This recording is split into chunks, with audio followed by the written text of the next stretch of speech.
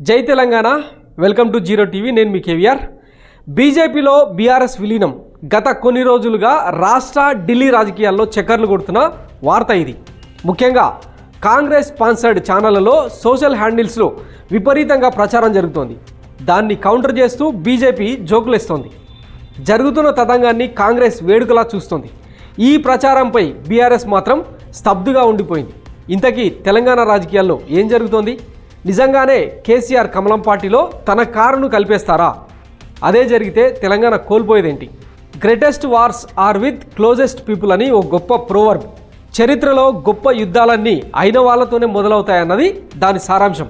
ఇప్పుడు ఈ కోట్ ఎందుకు చెప్పినానంటే 2001 ఏప్రిల్ 27న హైదరాబాద్ జలదృశ్యం సాక్షిగా తెలంగాణ రాష్ట్ర సమితిని స్థాపించిన కేసీఆర్ 2.5 దశాబ్దాల లోపే పార్టీని మూసేస్తారా? ఈ ప్రచారం ఎక్కడి నుంచి మొదలైంది అన్న లోతుల్లోకి వెళ్తే కేసీఆర్ సన్నిహితుల నుంచే మొదలైన ప్రచారమే ఇది.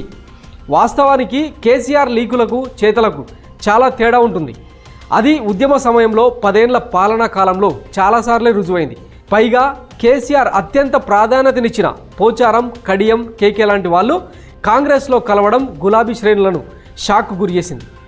ప్రస్తుత పరిణామాలను గమనిస్తే 2023 తెలంగాణ అసెంబ్లీ ఎన్నికల్లో అధికారాన్ని కోల్పోయిన బీఆర్ఎస్ 39 స్థానాలకు పరిమితమైంది. రేవంత్ సీఎం అయిన వెంటనే దానం నాగేందర్, కడియం శ్రీహరి లాంటి కీలక నేతలు కారుకు గుడ్ బై చెప్పి కాంగ్రెస్లో చేరిపోయారు. వాళ్లతో పాటు మరింత మంది హస్తంగూటికి చేరారు.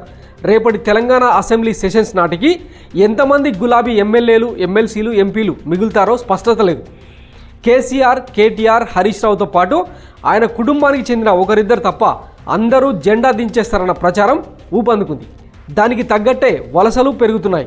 ఆఖరికి హరీష్ రావు సైతం బీజేపీతో టచ్లో ఉన్నారన్న ప్రచారం పెద్ద ఎత్తున జరుగుతోంది. ఈ పరిణామాలతో గత కొన్ని రోజులుగా ఢిల్లీలో మకాం వేసిన బావబామర్దులు కేటీఆర్, హరీష్ బీజేపీ పెద్దలతో సంధి చేసుకుంటున్నారన్న ప్రచారం ఊపందుకుంది. కేసీఆర్ తనయ కవిత ఢిల్లీ లిక్కర్ స్కామ్లో తిహార్ జైలుకెళ్ళి 4 నెలలు అవుతుంది.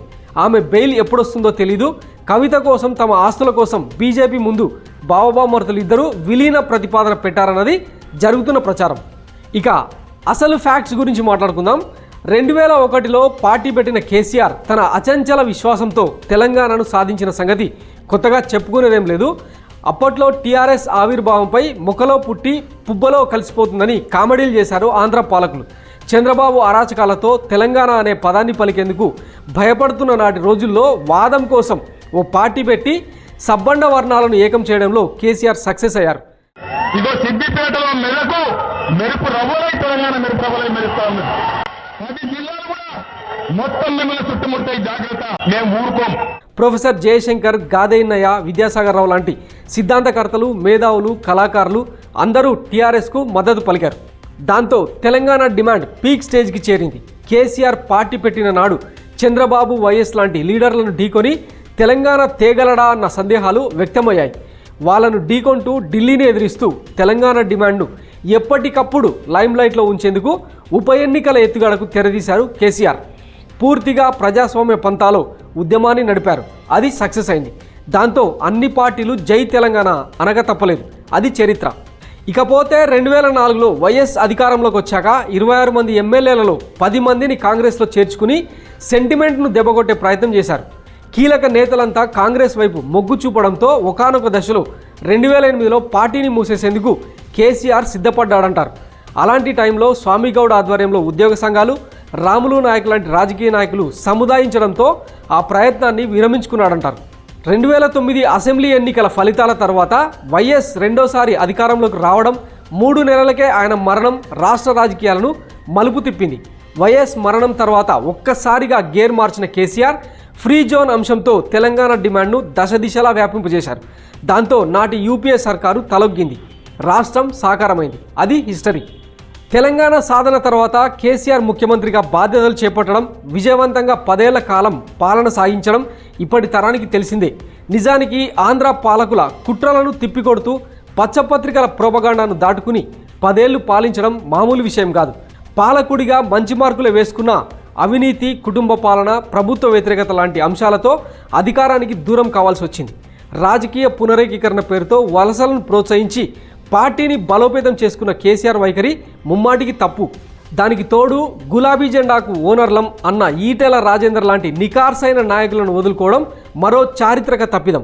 మా హుజురాబాద్ నియోజకవర్గ ప్రజలు వాళ్ళకు తోడుగా ఉండేటువంటి యావత్ తెలంగాణ ప్రజల ఆశీర్వాదంతో మాత్రమే ఇవాళ నేను రాజీనామా చేస్తున్నానని చెప్పి నేను ప్రాంతీయ పార్టీగా ఉద్యమకారులతో డిఎంకే మాదిరి సెకండ్ గ్రేడ్ నాయకత్వాన్ని తయారు చేసుకుని ఉంటే మరికొన్ని దశాబ్దాల పాటు తిరుగులేని పార్టీగా మనుగడ సాగించేది.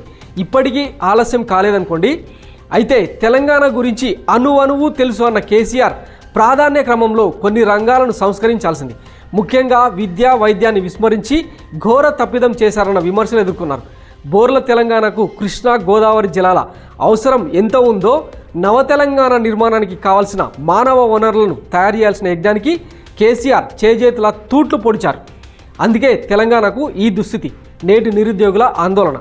ఇది బ్రీఫ్గా కేసీఆర్ రాజకీయ ప్రస్థానం. ఇక పార్టీగా బీఆర్ఎస్ ఉంటుందా, మనుగడ సాధిస్తుందా అన్నది తేలాలంటే మరికొన్ని నెలలు వెయిట్ చేయాల్సిందే. ఒకసారి చరిత్రలోకి వెళ్తే ఒక జెండా సిద్ధాంతంతో ఏర్పడ్డ పార్టీలు కనుమరుగైన చరిత్ర లేదు. తమిళనాడు రాజకీయాలను గమనిస్తే పూర్తిగా ప్రాంతీయ పార్టీల హవా అక్కడ నడుస్తున్నది. అయితే డిఎంకే లేదంటే ఏఐఏడిఎంకే, కరుణానిధి జయలలిత మధ్య తీవ్రమైన యుద్ధ వాతావరణం 3 దశాబ్దాల పాటు సాగింది.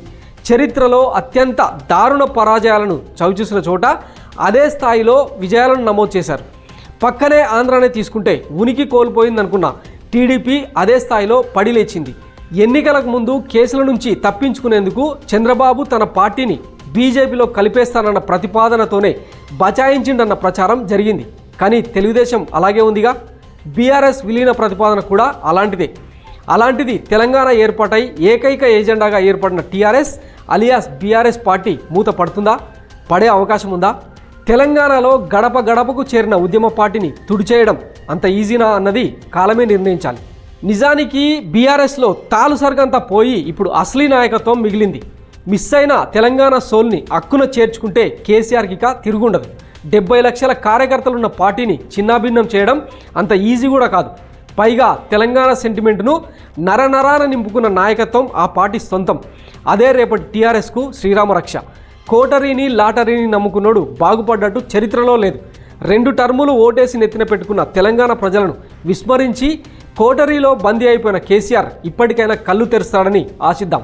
అలాగే కొత్త జవసత్వాలు నింపుకుని కేసీఆర్ మళ్ళీ ఫినిక్స్లా లేస్తాడని ఆశిద్దాం. ఎందుకంటే తెలంగాణ పదం పలికేందుకు ఇష్టపడని జాతీయ పార్టీలకు తెలంగాణ గోస తెలియదు. మతతత్వం, హిందుత్వ ఎజెండాగా రాజకీయాలు చేసే బీజేపీ ఈ గడ్డకు అసలే సూట్ కాదు. సో తెలంగాణకు ఓ ప్రాంతీయ పార్టీ ఉండాల్సిందే. లేకపోతే ఈ జాతీయ పార్టీల దుర్మార్గాలకు అడ్డు అదుపు ఉండదు. ఈ స్టోరీపై మీ విలువైన కామెంట్లను, సజెషన్స్ని కామెంట్ బాక్స్లో పోస్ట్ చేయండి. Like, share, subscribe zero TV. Thank you.